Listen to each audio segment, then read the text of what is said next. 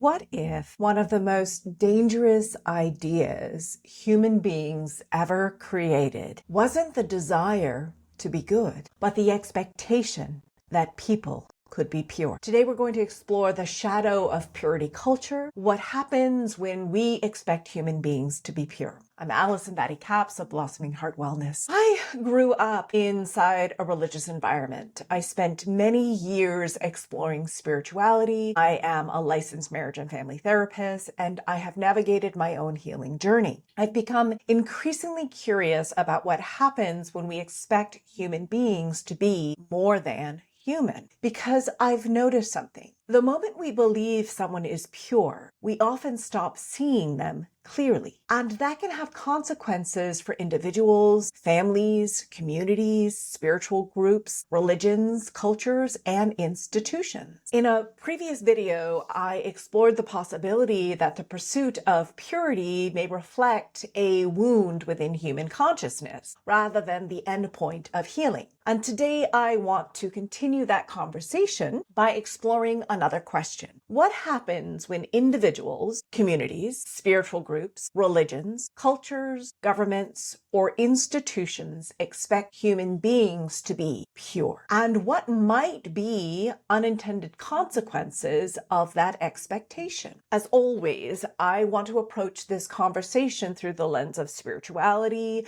psychology, neuroscience, and trauma-informed healing, not as absolute truth, not as something I can prove, but as a framework for us to reflect together and develop discernment so that we can have critical thinking. Because I think these conversations are worth having. This is my personal reflection, and it is not a universal truth. Before we begin, I want to make an important distinction. I don't think the desire to be ethical is a problem. I don't think integrity is the problem. I don't think kindness is the problem. I don't think striving to become more loving, more compassionate, more conscious is the problem. I actually work towards those things myself, and I find them to be really beautiful aspirations. The question I am asking is something very different. What I'm curious about is what happens to individuals, cultures, societies when we stop aspiring toward growth and start expecting perfection. What happens when human beings create systems that assume certain people should no longer have human impulses, human struggles, human blind spots, human needs, or human shadows? I'm not saying harm is acceptable. I'm talking about something different, because these are very different things. Part of why this question matters to me personally is because I grew up Catholic and I loved spirituality from a very young age. In fact, when I was 8 years old, I really wanted to be a priest. It was something that I desired more than anything in the world. I loved the idea of dedicating my life to something sacred, to something mysterious, to something so beautiful. But I was told that I couldn't because I was a girl. Looking back, I believe that experience planted early questions in me about worthiness, belonging, authority, and who gets placed on spiritual pedestals. I don't share that to criticize any tradition or to say that Catholicism is somehow wrong. I share it because I think many of us carry experiences that shape how we understand goodness, purity, and what it means to be enough. One of the realities psychology repeatedly reveals is that human beings are extremely complex. We contain contradictions.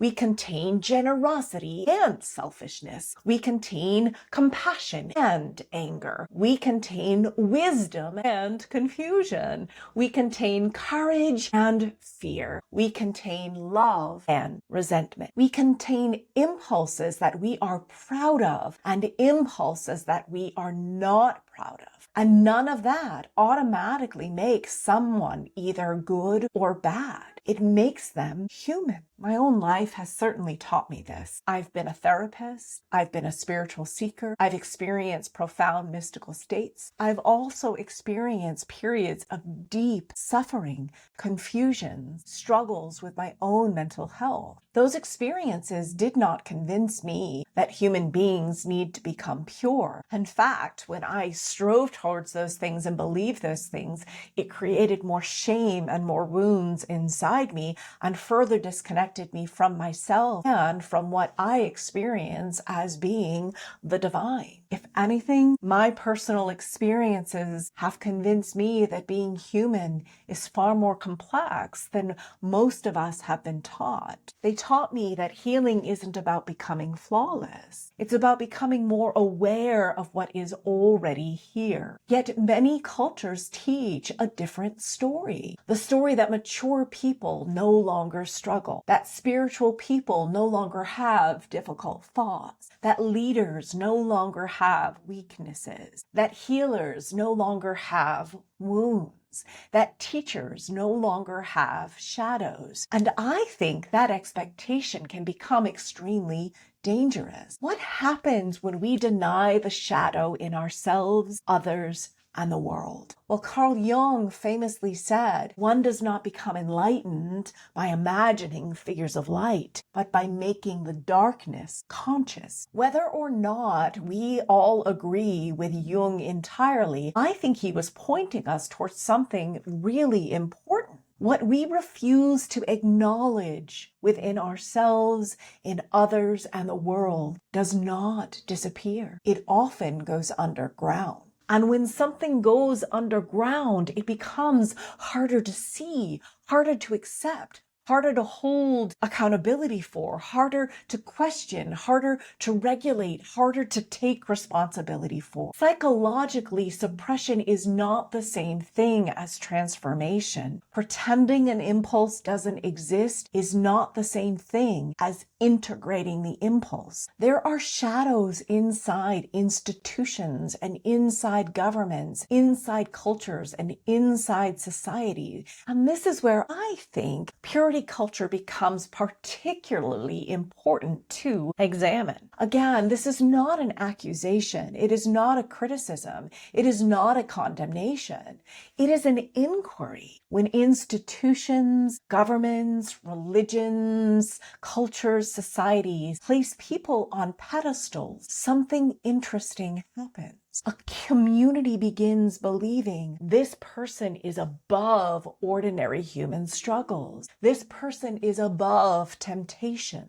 This person is spiritually advanced. This person is morally exceptional.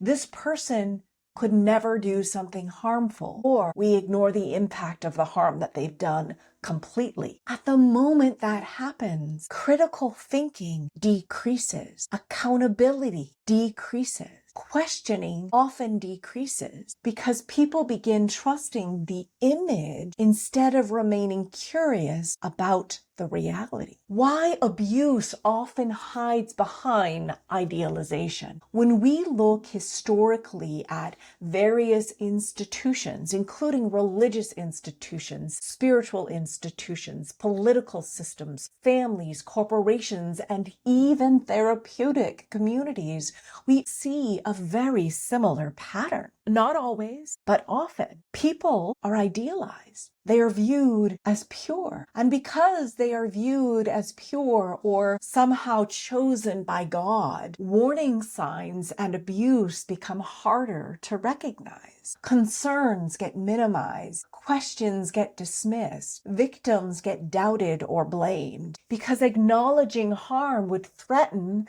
the purity narrative, the narrative that they were somehow chosen by God. Again, this does not mean that purity culture causes abuse. That would be far too simplistic.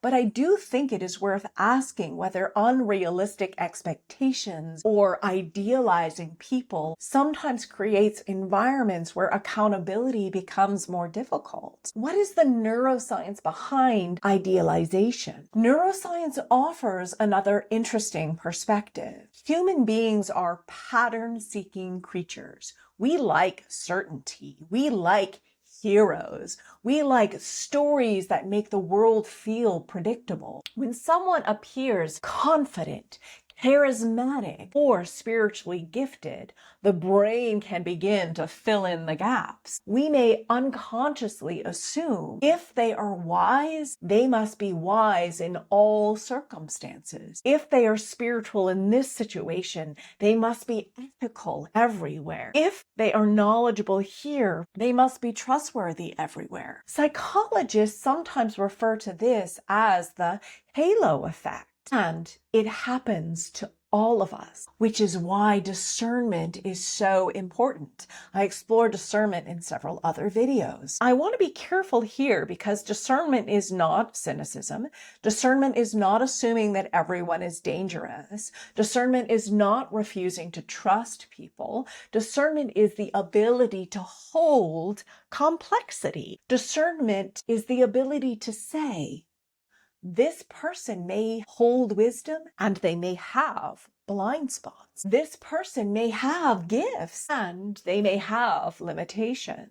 This person may be able to help me and they may still be imperfect. This person may be deeply caring and still be capable of making mistakes. This perspective is much harder to maintain than idealization, but it is often more grounded in reality and more helpful at holding others accountable. What if the goal is not purity, but integration?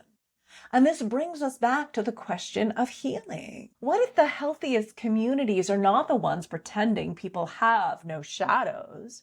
What if the healthiest communities are the ones that openly acknowledge that everyone has shadows? What if maturity looks like self-awareness, accountability, humility, transparency?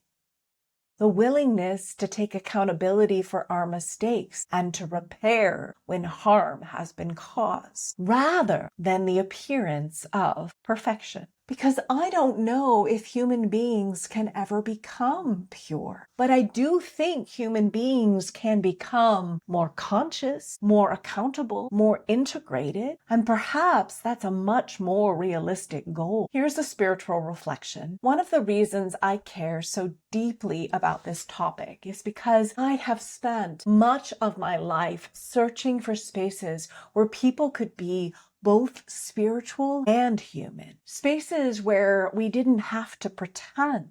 Spaces where doubt, mistakes, wounds, growth, wisdom, and imperfection could all exist together so that we could recognize when something we say or do causes harm and we could repair. Because I have often felt uncomfortable in environments where people were expected to have all the answers or where people couldn't admit when they had made mistakes. And I've noticed that the more honestly we acknowledge our humanity, the easier it becomes to extend compassion to the humanity of others, and the easier it becomes to repair when harm has been done. Spiritually, I often wonder if our fixation on purity reflects a deeper fear. A fear that if people knew everything about us, we would not be loved. A fear that if we acknowledged our contradictions, we would lose belonging. A fear that if we admitted our humanity, we would lose our worth. Perhaps that is why purity is so seductive. It promises relief from uncertainty. What if spirituality asks something different? What if it asks us to bring awareness to what is hidden, to become more honest, more humble, more compassionate, and more real? That doesn't mean that we shouldn't hold people accountable when they cause harm, and we shouldn't move towards creating less harm. I actually think that way of approaching life moves us more towards accountability and repair. So I want to leave you with a few questions to contemplate if you're curious. Where do you still expect perfection for yourself? Where do you place others on pedestals? How do you respond when someone you admire reveals flaws? Do you collapse into idealization? Do you collapse into demonization? Do you hold complexity? Do you remain curious? Do you remain discerning? Do you remain compassionate while also valuing accountability? Perhaps the opposite of purity is not corruption. Perhaps the opposite of purity is honesty. Perhaps healing is not the elimination of shadow. Perhaps healing is the willingness to know it, to work with it, to take responsibility for it, and to become more consciously in relationship with it. More and more, I find myself wondering if the goal isn't purity at all. Perhaps the goal is learning to remain curious about ourselves and each other. Curious enough to see our blind spots. Curious enough to take accountability when we cause harm. Curious enough to resist placing ourselves or anyone else on a pedestal. Curious enough to stay connected in our shared humanity. Perhaps healing is learning how to become human more consciously. And if this conversation resonated, I'd love to hear your thoughts in the comments. And if you'd like to go deeper, I invite you to read my book, The Divine Within, Healing Ourselves to Heal the World, or go to my website, blossomingheartwellness.com, to learn more about my online courses and how to work with me. I work with individuals to help them remain curious about themselves and the world so that we can understand ourselves and the world more deeply and move towards creating less harm. I'm sending you deep love and appreciation for who you are, no matter what you believe.